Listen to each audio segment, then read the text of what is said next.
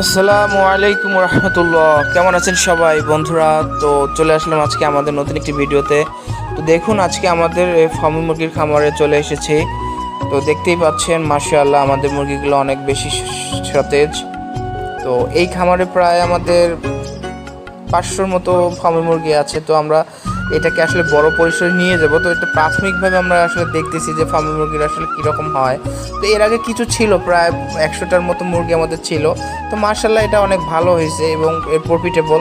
এর ডিম মানুষের ব্যবসার জন্য অনেক বেশি প্রফিটেবল হয়। তো আমাদের চ্যানেলটি ভালো লাগলে লাইক, সাবস্ক্রাইব